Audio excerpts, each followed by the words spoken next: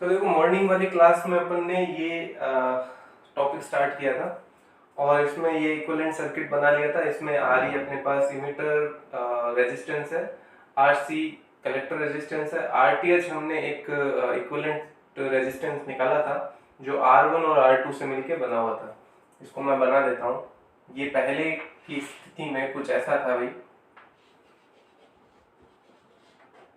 इस तरह से। इसको मैं अगर ए नोड बोलूं तो ये ए टर्मिनल हो गया और फिर इधर अपने पास VCC जुड़ा हुआ था और इस सी ये अपना बी पॉइंट हो गया। बी पॉइंट कौन सा है? बी पॉइंट ग्राउंड है यहाँ पे, इस तरह से। तो इसको मैं यहाँ, चलो इसको बना ही देते हैं ना अपन पूरा ही।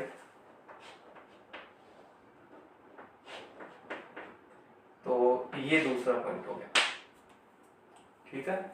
तो इस सर्किट को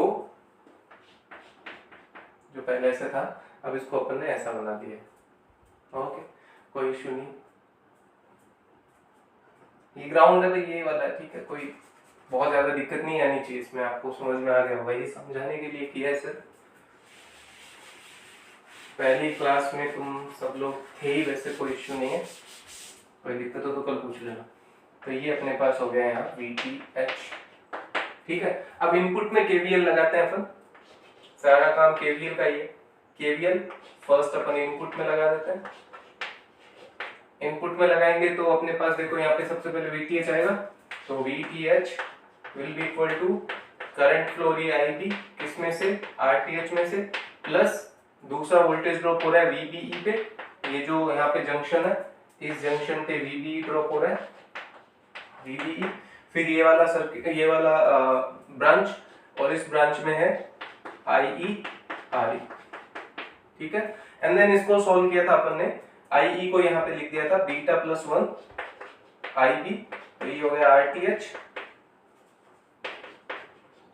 plus VBE plus IB beta plus 1 and RE। ये हमने कॉमन कलेक्टर कॉन्फ़िगरेशन से जो करंट गेन आया था गामा, वहां से लिया था। ये मैंने वहां पे बताया था कि गामा जो है वो बीटा प्लस 1 के इक्वल होता है, and that is equal to IE over IB, current gain in common collector configuration. और ये सब को सॉल्व करके IB निकाला था अपन ने।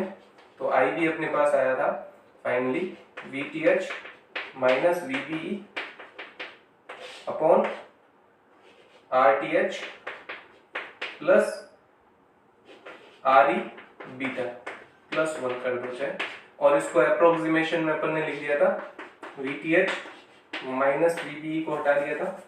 VBE बहुत छोटा सा वोल्टेज एलिमेंट है, तो वो हटा दिया अपन ने, और इस टर्म को बीटा प्लस 1 की जगह बीटा कर दिया। एंड देन हम जानते हैं बाय करंट गेन का डेफिनेशन जो है, current gain in common emitter configuration, वो अपने पास होता है beta is equal to IC upon IB। तो इससे IC अपने पास क्या आएगा? Beta into IB। अब IB अपन पहले ही निकाल चुके हैं, ये रहा नीचे। क्लियर आ रहा है क्या भाई? ठीक है। तो फाइनल टर्म अपने पास देखो यहाँ पे कुछ ऐसा था कि IC will be equal to, beta को मल्टीप्लाई कर दिया अपन ने इससे, beta VTH upon RTH plus RE beta. इस बीटा को ले लो कॉमन, तो फाइनली अपने पास में जो IC आएगा will be equal to VTH upon RTH upon beta plus RE, ठीक है। अब देखो RTH जो था अपने पास, वो था R2 R1 प्लस R2, ये करके था अपने पास। अगर मैं R2 को बहुत छोटा कर दूं, if R2 is very much less than R1, then उस कंडीशन में जो RTH है that will be approximately equal to R2 and that will also very less than R1। और इस कंडीशन में RTH बहुत कम हो जाएगा, एंड RTH अगर बहुत कम हो जाएगा तो RTH अपॉन बीटा जो है वो RE के रेस्पेक्ट में बहुत ही कम हो जाएगा। RE बहुत कम, RE तो देखो अब देखो यहाँ पे कुछ चीजें हैं, RE हमें रखना है ना, RE के लिए कोई बाउंडेशन नहीं है, तो RE अपन नॉर्मल वैल्यू रखेंगे, R2 हमें कम रखना है, क्यों? क्योंकि R2 यहाँ था, अगर आपको याद है तो उसके रेस्पेक्ट में वोल्टेज ड्रॉप यहाँ होगा, तो ये वाला वोल्टेज ड्रॉप हमें कम चाहिए भाई, ठीक है, इसलिए हम R2 को कम रखेंगे। और बीटा ऑटोमेटिकली ज्यादा होता है, 50 to 250 अपन ने इसका अप्रोक्सीमेशन देखा था, लगभग ऐसा होता है, तो 50 भी हो तो भी RTH में 50 का डिवाइडेशन हो रहा है, तो वो RE के रेस्पेक्ट में बहुत कम हो जाएगा, और इस कंडीशन में इस टर्म को इसके रेस्पेक्ट में नेगलेक्ट किया जा सकता है। देयरफॉर द फाइनल जो अपना रिजल्ट है IC का, that will equal to VTH upon RE, and ये वाला जो कंपोनेंट है that is independent of beta, independent of beta, तो बीटा से डिपेंडेंसी हट गई इसकी। लेकिन यहाँ पे बहुत सारे अप्रोक्सीमेशन है, ये लगाना जरूरी है, ये कंडीशन होना जरूरी है, अगर ये कंडीशन नहीं है तो बीटा से डिपेंडेंसी नहीं हटेगी अपनी, तो यहाँ से बीटा से डिपेंडेंसी अपन ने हटा दी। ये इक्वेशन अभी हम वापस यूज लेंगे, तो इसको इक्वेशन ए दे देता हूं मैं, ठीक है। तो यहाँ से देखो IC हमारे पास हो गया बीटा इंडिपेंडेंट। ओके, अभी देखो एक चीज और अपन को इसमें करनी है, आउटपुट में अपन KVL लगाते हैं, KVL इन आउटपुट। अब देखो तुम लोग क्योंकि नए हो तो तुम्हें थोड़ा सा हो सकता है कि ये चीज ना समझ आए, बट आउटपुट में क्लोज लूप बन कहाँ रहा है ये अपने को समझने की जरूरत है। तो क्लोज लूप ये बन रहा है, देखो ये, अब ये दिखने में क्लोज नहीं है बट ये क्लोज लूप है, क्यों? क्योंकि देखो VCC जो है उसका सेकंड हैंड जो है, सेकंड पार्ट जो है वो ग्राउंड से ही जुड़ा होगा, कॉमन से जुड़ा होगा, ये बेसिकली यहाँ के यहीं जुड़ा हुआ है। ओके, इसको शो करने का तरीका अलग अलग है, अपन यहाँ बैटरी जोड़ के इसको इससे जोड़ सकते हैं, उससे कोई फर्क नहीं पड़ता है, पर जो स्टैंडर्ड टेक्निक है डेमोन्स्ट्रेशन की, जो रिप्रेजेंटेशन की जो टेक्निक है, उसमें ये ग्राउंड है और ये इसका सेकंड हैंड भी ग्राउंड ही है, तो ये पूरा एक क्लोज लूप बन गया। क्लोज लूप अगर ये है तो इसमें अपन देखेंगे तो सबसे पहले VCC आएगा अपने पास, VCC यहाँ पे IC और IC plus IC RC and second ये वाला टर्म, तो ये होगा अपने पास plus IE RE and plus VC, तो इसको इधर ले आके अपन VCC पता कर सकते हैं, ठीक है। VCC भी अपना जो क्वेश्चन पॉइंट है उसमें VCC भी अपने को पता करना पड़ेगा भी, ठीक है। अब यहाँ पे एक अप्रोक्सीमेशन लगा सकते हैं अपन, अगर थोड़ा सा इसको और सोल्व करें तो VCE इज इक्वल टू अपने पास देखो IC और IE अप्रोक्सीमेट इक्वल ही होता है, ठीक है। तो VCC यहाँ पे रहने दो, VCE तो इधर रहने दो, VCC अपनी जगह पे, माइनस ये देखो क्या हो जाएगा IC, IE को लगभग IC लिख दिया मैंने, ये हो गया RC प्लस RE, तो ये अपना हो गया VCE। VCE किस पे डिपेंडेंट है? IC किस पे डिपेंडेंट है? IC VTH और RE पे डिपेंडेंट है, लेकिन बीटा डिपेंडेंट नहीं है। तो ये चीज अपने को बहुत ही स्पेशल यहाँ पे मिलती है कि IC और VCE दोनों ही आपका बीटा डिपेंडेंट हो गया, इसका बीटा से कोई लेना देना नहीं है, कहने का मतलब ये है, ठीक है। अब देखो एक और चीज इसमें बच जाती है, ये तो अपना हो गया बीटा डिपेंडेंसी के लिए, तो ये बीटा डिपेंडेंसी के लिए अपन ने किया है।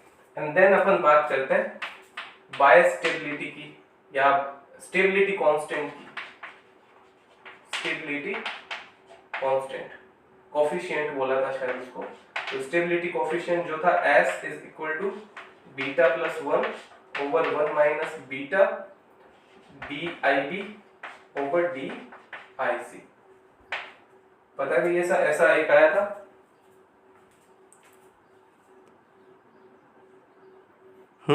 ये वाला एक अपने पास वैल्यू आया था भाई, DIB ओवर DIC करके। और पिछले वाले टॉपिक में अपन ने ये करा था कि जब ये सॉल्व किया था तो ये 0 ही हो गया था, क्योंकि वहां पे IB कांस्टेंट था, IC पे डिपेंड ही नहीं कर रहा था, तो फिर अपन यहाँ पे 1 माइनस 0 करके और ये बीटा प्लस 1 आ गया। अभी देखते हैं इसमें स्टेबिलिटी कोफिशिएंट कितना होता है, ठीक है। तो हमें इस इक्वेशन की वापस जरूरत पड़ेगी, यहाँ पे देखो ये वाला, ठीक है। तो इसमें देखो अपन क्या करते हैं, VTH तो अपने पास है ही है, इक्वल देखो क्या करेंगे, IB ले आओ, IB चाहिए अपने को, तो IB हो गया, RTH हो गया, प्लस VB ले आओ, कोई इश्यू नहीं है, कांस्टेंट है वैसे भी, एंड प्लस IE की जगह देखो अब हमें किसके बीच में रिलेशन चाहिए, IB और IC में रिलेशन चाहिए। तो देखो इस सर्किट में हमेशा करंट डिस्ट्रीब्यूशन ऐसा होता है कि IE जो है वो IC प्लस IB के बराबर होता है। तो यहाँ मैं इसको लिख दूंगा IC plus IB into RE। Clear है भाई, ये तो जनरल सा इक्वेशन है, इसमें कोई दिक्कत नहीं है। अब देखो इसमें क्या करें अपन, इसमें IB अगेन कॉमन ले लेते हैं, तो ये बचेगा देखो IB और RTH प्लस RE, इसको तो एक तरफ रख लिया, देखो यहाँ से IB, और दूसरी तरफ देखो क्या चला जाएगा, VTH तो है ही अपनी जगह, VTH को अपनी जगह रहने दो, माइनस VB चला गया इधर, माइनस VB चला गया, एंड एक टर्म और जाएगा जो ये है IC RE, तो ये होगा अपने पास IC RE, एंड अपॉन में ये पूरा टर्म अब आ जाएगा, सॉरी अभी नेक्स्ट टर्म में आ जाएगा, तो IB is equal to VTH minus VB minus IC RE upon RTH plus RE। ठीक है भाई, अब इसका क्या करना है, हमें डिफरेंशिएशन करना है विद रिस्पेक्ट टू IC, तो ये डिफरेंशिएशन जब करेंगे अपन तो ये होगा DIB over DIC is equal to, देखो ये 0 हो गया, ये भी 0 हो गया, ये 1 हो जाएगा, तो माइनस का RE upon RTH plus RE, ये बचेगा भाई। और ये वैल्यू हमें कहाँ पुट करना है, ये इस इक्वेशन में, तो इक्वेशन B ये हो गई, इक्वेशन C ये हो गई, ये इक्वेशन यहाँ लिख दो बाय इक्वेशन A दिया था ना इसको, हाँ इस इक्वेशन में बाय इक्वेशन A, एंड इसको फर्स्ट लिख देते हैं। अब देखो अपने को B के अंदर C का वैल्यू पुट करना है, B के अंदर C का वैल्यू जो पुट करेंगे फाइनली, तो ये मैं हटा दे रहा हूं, तो S इज इक्वल टू क्या हो जाएगा, by equation B and C, तो S will be equal to beta plus 1 over 1, देखो यहाँ पे माइनस है, यहाँ पे माइनस है, तो ये प्लस हो जाएगा, plus RE upon RE plus RTH, ये ठीक है भाई। अब देखो S पहले क्या आ रहा था, पहले आ रहा था बीटा प्लस 1, पहले आ रहा था बीटा प्लस 1, अब बीटा प्लस 1 में 1 प्लस समथिंग का भाग लग रहा है, तो अब चाहे ये रेशनल में कितना भी हो, ये बीटा के साथ में कितना भी रेशनलिटी आए, कुछ भी आए, चाहे यहाँ पे 1 आए, 2 आए, 1.5 आए, लेकिन ये इसमें जुड़ेगा, एंड जुड़ेगा, तो बीटा प्लस 1 में भाग लगेगा कुछ ना, 1 प्लस 1 से ग्रेटर देन क्वांटिटी का, एक से ज्यादा क्वांटिटी का भाग लगेगा, तो ये बीटा प्लस 1 डिक्रीज होगा ही होगा, ठीक है, मतलब S डिक्रीज होगा ही होगा। तो पहले S कितना आ रहा था in for fixed bias,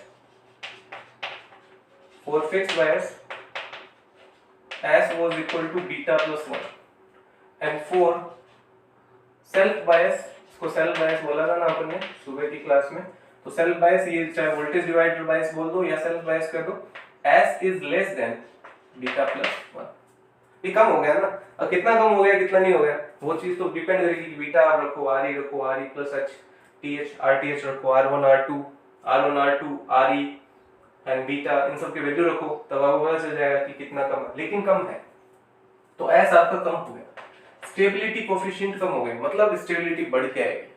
stability coefficient S था क्या, बेसिकली ये था DIC ओवर DICO, ये था ये कि जब ICO में परिवर्तन हो तो उसके रेस्पेक्ट में IC में परिवर्तन कितना हो, तो ICO में परिवर्तन के रेस्पेक्ट में IC में परिवर्तन कम चाहिए हमें, कि ICO चेंज होता रहे, IC चेंज ना हो। ICO किससे जनरेटेड था, टेम्परेचर जनरेटेड था, तो मतलब टेम्परेचर डिपेंडेंसी कम हुई है, टेम्परेचर डिपेंडेंसी पहले के रेस्पेक्ट में कम हो गई, ठीक है, और बीटा डिपेंडेंसी को हटा ही दिया, बीटा डिपेंडेंसी को हटा दिया और टेम्परेचर डिपेंडेंसी को कम कर दिया, तो ये सेल्फ बायस जो है वो फिक्स्ड बायस की तुलना में बहुत अच्छा सर्किट है। ये बहुत मतलब ज्यादा यूज होता है। मतलब ये देखो कि वोल्टेज डिवाइडर ही आपको मोस्ट ऑफ सर्किट्स में मिलेगा। तो ये अपना जो है स्टेबिलिटी का जो काम था वो खत्म हो गया। एक अपने पास में इमिटर बायस नाम से मैंने जैसे सुबह बताया था, तो उसके मैं नोट्स तुम्हें भेज दूंगा, ठीक है। आज ही भेज दूंगा या कल भेज दूंगा, एक दो दिनों में भेज दूंगा। तो उसमें भी सेम यही, मैथमेटिक्स में कोई भी रोल अलग नहीं है, मैथमेटिक्स सेम टू सेम है। थोड़ा सा बस सर्किट में आगे पीछे किया हुआ है, वो सर्किट में ही आगे पीछे है सिर्फ, उसका मैथमेटिक्स पे बहुत ज्यादा बड़ा रोल नहीं है, बहुत ज्यादा बड़ा इफेक्ट नहीं है। तो ये टॉपिक यहीं खत्म करते हैं। अभी वो एक एम्पलीफायर वाला केस है वो अपन देखेंगे, ठीक है।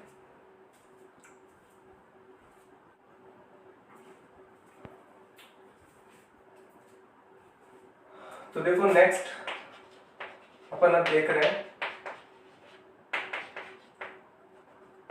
Transistor amplifier. Transistor amplifier through H parameters हमने सोल्व जो किए थे, उनमें जनरल वाले जो टर्म्स थे चारों मैंने पहले लिख दिए हैं। ये हम पहले क्लासेस में सोल्व कर चुके हैं। जो धारा लाभ है यानी करंट गेन है, input impedance, output impedance end voltage gain, उनके ये फॉर्मूलाज हम डिराइव कर चुके हैं, राइट। पहले की क्लासेस से आप ये देख लेना। ये इन जनरल जो केस था हमारा उसमें ये वाली चीज थी, और उनके लिए अपन ने सर्किट जो है वो भी बना लिए थे।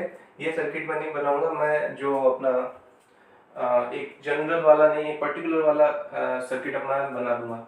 अभी ये जनरल वाला केस था, इस जनरल वाले केस में इन इक्वेशंस की हेल्प से हमने ये सब कुछ पता किया था। अब अगर मैं इसी को कॉमन इमीटर के अंदर लेके आऊं, यही चीज कॉमन इमीटर के अंदर लेके आऊं, तो बहुत ज्यादा डिफिकल्टी नहीं है, बहुत इजी सा टर्म है।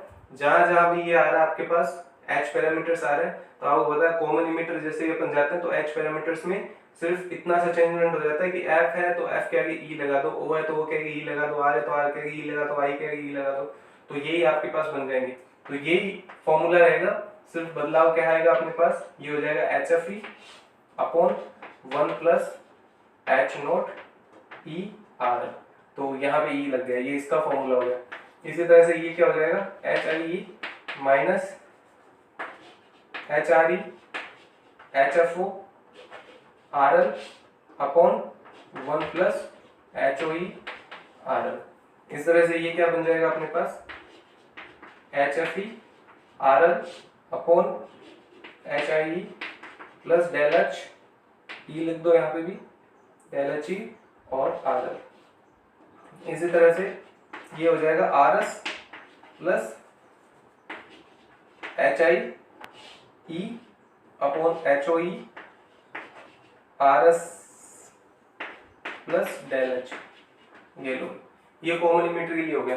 अब जो डेरिवेशन अपन ने किए थे वो डेरिवेशन सेम टू सेम इसके अंदर आप अप्लाई कर सकते हो विदाउट एनी डाउट। जो आपने यहाँ डेरिवेशन किए थे वो के वो डेरिवेशन यहाँ पे आप कर सकते हो, वैसे के वैसे प्रोसेस आप कर सकते हो, वही इक्वेशंस आपको यूज लेनी है, सिर्फ और सिर्फ ये पैरामीटर्स जो है वो चेंज हो जाएंगे। अब एक इसी के अंदर जो है थोड़ा सा सिंप्लीफाइड फॉर्मेट दे रखा है।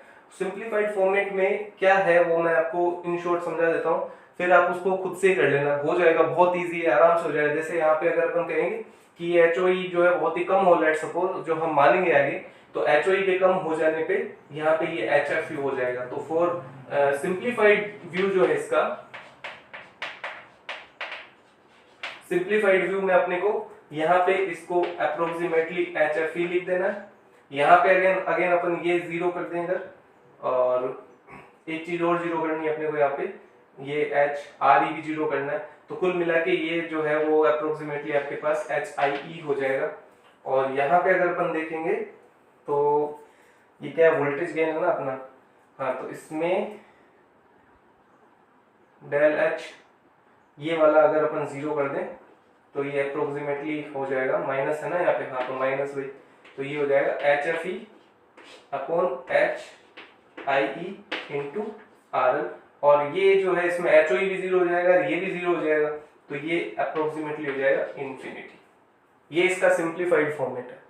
मैं इसको समझाता हूँ सिंप्लीफाइड को कैसे करना है आपको, सिंप्लीफाइड इसको या फिर सिंप्लीफाई में क्या चेंजमेंट आता है वो चीज देखते हैं। तो सबसे पहले तो मैं इसको बदलता हूँ। देखो, जो अपना कॉमन इमीटर वाला केस है उसमें V1 जो है वो हो जाता है V1 VC कॉमन इमीटर ना, तो VBE हो जाता है ये, ठीक है। ये HI हो गया और ये हो जाएगा IB और ये भी हो जाएगा IB, ये हो जाएगा VCE और ये भी हो जाएगा VCE, ये भी HOE, ये ऐसा और ये IC। आउटपुट IC होता है ना भाई, इनपुट IB होता है, आउटपुट IC होता है। ये अपन कर चुके हैं पहले भी। अभी देखो इसका इक्विवेलेंट सर्किट हम बना चुके हैं एक बार, फिर मैं बना दे रहा हूं।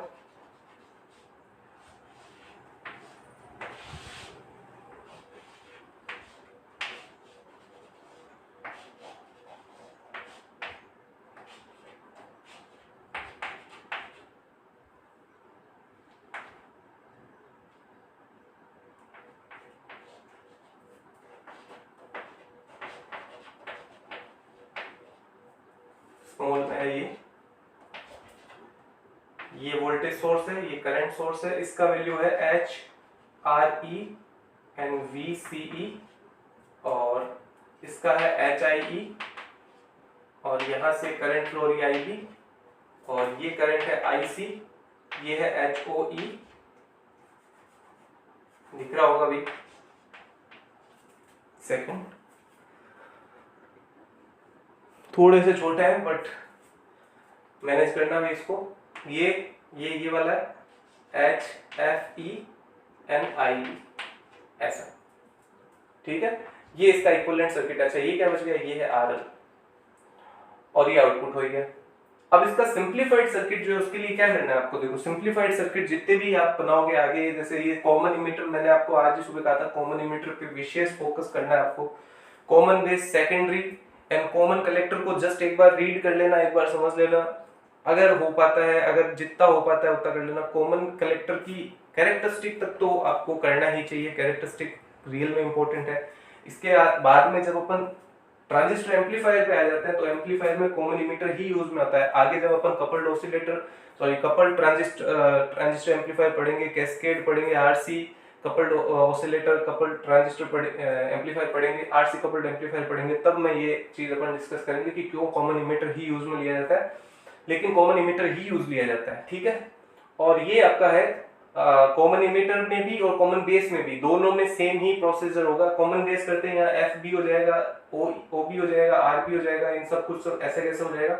अब देखो जो सिंप्लीफाइड फॉर्म है आपका, ये सिंप्लीफाइड फॉर्म में आपको सिर्फ इतना ध्यान रखना है कि HRE VCE ये जो है इसको नियर अबाउट 0 कर देना है। ये जो आपका है ये रिवर्स के अंदर जो आ रहा है वो नियर अबाउट 0 होता है, VBE के रेस्पेक्ट में इसको 0 माना जा सकता है, तो इसको हटा देना है नंबर फर्स्ट। तो इसको जैसे ही हटाएंगे तो यहाँ पे देखो इनपुट कैसा हो जाएगा, ये इनपुट में आपके पास ये है VBE और ये तो हट गया, तो इसको यहीं लगा दिया है, कोई इश्यू नहीं है। अगर आप यहाँ का यहाँ रखो तो कोई इश्यू नहीं है।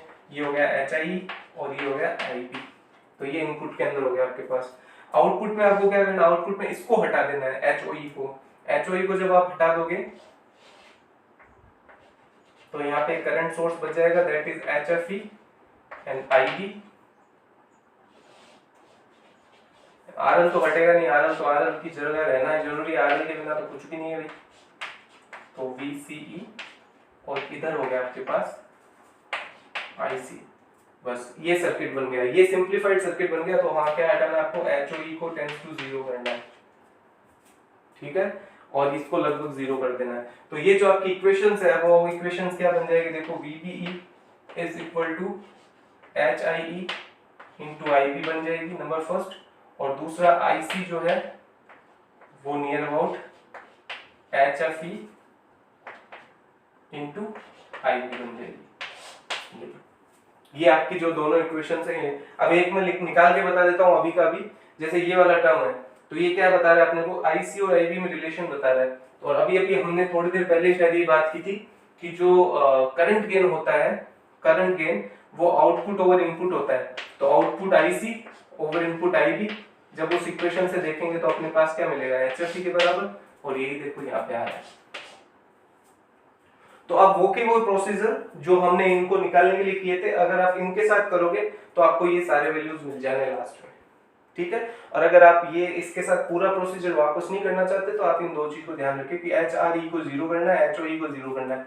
तो एच आर ई को एच ओ ई को यहाँ पे 0 किया, एच ओ ई को 0 किया तो ये आ गया, H O E H R E को 0 किया तो ये आ गया। इस एच इसको भी हाँ डेल एच ई ये भी 0 करना है। क्यों करना है? क्योंकि डेल एच ई बेसिकली है क्या? डेल एच ई आपके पास क्या है? डेल एच ई का वैल्यू आपके पास होता है H R H I H O minus H R H F. अब इसमें देखो एच आर 0 चला गया, एच ओ 0 चला गया, तो डेल भी क्या होगा? 0 ही होगा। तो ये भी 0 हो गया, ये भी 0 हो गया, ये भी 0 हो गया, ये पूरा 0 हो गया, तो इन्फिनिटी में कन्वर्ट हो गया, राइट। तो ये इस तरह से आपको ट्रांजिस्टर एम्पलीफायर का analysis with help of H parameter, question ऐसा आता है ट्रांजिस्टर एम्पलीफायर का एच पैरामीटर्स की सहायता से विश्लेषण करो और उसका इक्विवेलेंट सर्किट बनाओ। अब इक्विवेलेंट सर्किट आपको बनाना है, अगर आपको वो बोल दे कि ट्रांजिस्टर जो आपका कॉन्फ़िगरेशन है वो कॉमन इमीटर के लिए करो, तब तो आप ये करो। अगर आपको कुछ नहीं बोलता है, जनरल ट्रांजिस्टर एम्पलीफायर बोलता है, तो ये कर सकते हो आप विदाउट एनी डाउट, कोई उसमें प्रॉब्लम नहीं है। पर ऐसा पूछा जा ही सकता है और जाता ही है, क्योंकि मैं बार बार ये चीज कह रहा हूँ, ट्रांजिस्टर एम्पलीफायर जहां भी वर्ड आएगा वहां कॉमन इमीटर ही यूज लिया जाएगा। इसलिए कॉमन इमीटर को ज्यादा अच्छे से करना ज्यादा जरूरी है, और इसलिए मैंने यही आपको समझाया है। अब इसमें कॉमन बेस वाला जो केस है वो सेम टू सेम यही केस है, बस उसमें ये चेंजमेंट आ जाएंगे। एक तो यहाँ पे कि इनपुट आउटपुट क्या है वो चेंज हो जाएंगे, और एक यहाँ पे एफ ई की जगह एफ बी, ओ ई की जगह ओ बी, आर ई की जगह R B and so on. इस तरह से ये आपका यूनिट का जो एफ से पहले वाला पार्ट है वो इस वीडियो के साथ ही ऑल टोटल खत्म हो जाता है, कुछ भी नहीं बचता है अब इसके अंदर। कोई सिंगल थिंग भी आपको अगर डाउट है तो आप अभी ही देख लें, क्योंकि आगे जब क्लासेस खींच जाएगी तो ये चीज़ जो है वो, और हाँ ये बार बार काम आने वाली चीज़ है, तो ये बार बार ऐसे क्वेश्चंस नहीं आने चाहिए कि ये हमें नहीं आ रहा है या फिर ये हमें समझ में नहीं आया हुआ था। कल की डेट में अभी रिवीजन करो पूरा का पूरा। अभी शाम के आई थिंक 5 बजे होंगे, 5-6 के लगभग आप तक ये वीडियो पहुंच ही जाएगा एनी हाउ। तो आप आज की नाइट लीजिए, कल का सुबह लीजिए, आराम से पूरा पढ़ लीजिए, और जो भी दिक्कतें आ रही कल की डेट में पूछ लीजिए, ठीक है भाई। तो वीडियो एंड करते हैं, कल मिलते हैं सुबह।